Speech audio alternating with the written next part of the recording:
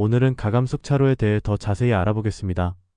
이번 영상도 공장 부지 계약 전 꼭 확인해야 할 사항을 시리즈로 만드는 영상 중 하나이니 다른 영상도 시청해 주시면 도움이 될 것으로 판단합니다.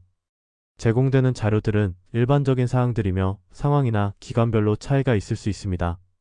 공장을 신축하려면 반드시 도로와의 연결 허가를 받아야 하고 지방도나 국도의 연결 허가는 거의 예외 없이 가감속 차로를 설치해야 합니다. 가감속 차로 설치가 어려운 경우 허가를 받지 못한다고 생각하시면 될 듯합니다. 이로 인해 큰 비용이 묶이거나 계획이 무산되는 일이 자주 발생하고 있습니다. 따라서 공장 부지를 매입하기 전에 가감속 차로 설치 가능 여부를 철저히 검토하셔야 합니다. 가감속 차로는 왜 필요할까요?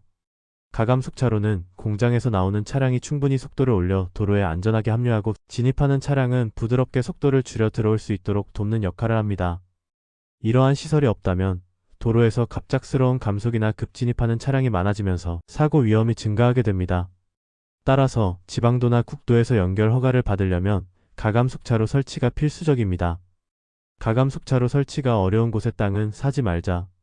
모든 부지에서 가감속 차로를 설치하여 연결 허가를 받을 수 있는 것은 아닙니다. 특히 아래와 같은 지역에서는 허가가 어렵거나 불가능할 수 있습니다. 교차로 근처는 일단 피하자. 교차로 주변은 차량이 많아 신호체계와 교통흐름에 영향을 미치고 추가적인 진출입로가 생기면 혼잡이 심해질 수 있어 허가가 제한됩니다. 보통 교차로 100m에서 200m까지를 말하지만 토지이음 등을 확인해보면 보다 더 명확히 확인할 수 있습니다. 급커브 구간도 살펴봐야 합니다. 곡선 반경 250m 이하의 커브가 심한 경우 차량이 오는 것을 미리 볼 수 없어 사고 위험이 커집니다.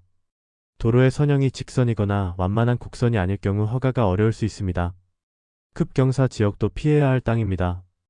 연결하려는 도로의 경사도가 5% 이상인 급경사 도로는 차량이 가속하거나 감속할 때 안전성이 떨어지므로 허가가 제한됩니다.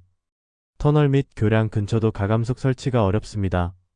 터널 출입구나 교량 주변 200m 이내는 공간이 제한적이며 교통 흐름에 영향을 미쳐 허가가 어렵습니다. 차로폭이 부족한 지역도 허가가 어렵습니다. 가감속 차로를 설치하려면 최소폭 3m 이상이 필요합니다. 그 안에 보호수, 문화재, 군부대 시설물 등 이동이 불가능한 장애물이 있는 경우에도 허가가 제한되거나 이동을 위한 협의와 시간이 많이 필요하게 됩니다. 설계 속도에 따른 가감속 차로 기준은 표와 같습니다. 차량이 주행하는 속도에 따라 필요한 가감속 차로의 길이는 상황에 따라 달라지지만 표를 참고하시길 바랍니다.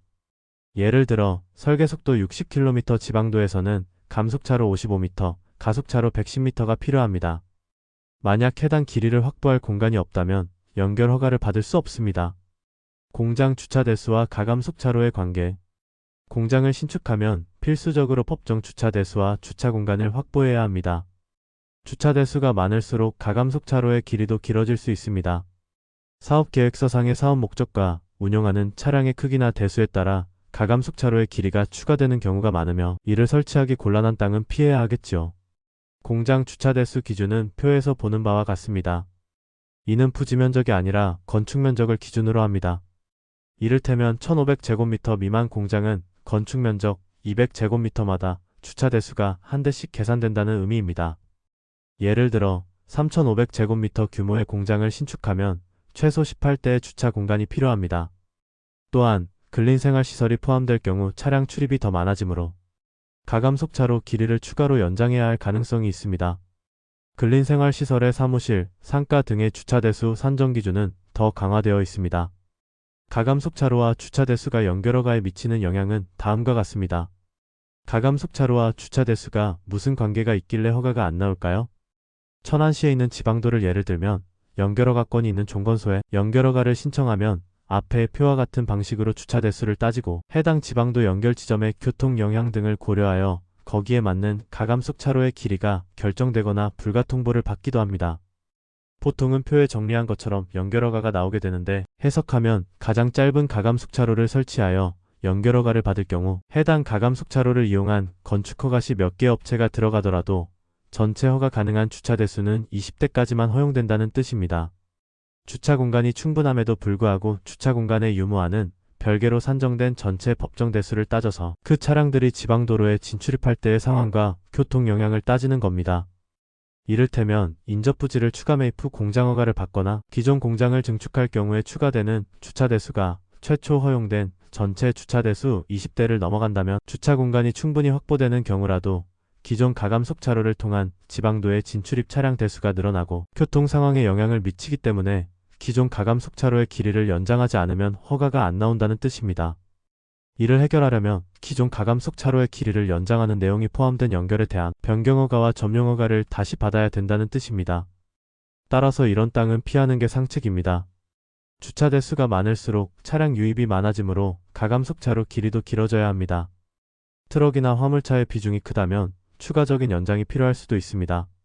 지금까지 내용을 정리하면 공장이나 상가를 신축할 때는 도로 연결 허가가 필수적이고 지방도국도에서는 가감속 차로의 설치가 거의 예외 없이 필요합니다. 기존의 연결 허가를 받은 경우라도 가감속 차로 연장 공사가 필요할 수 있습니다.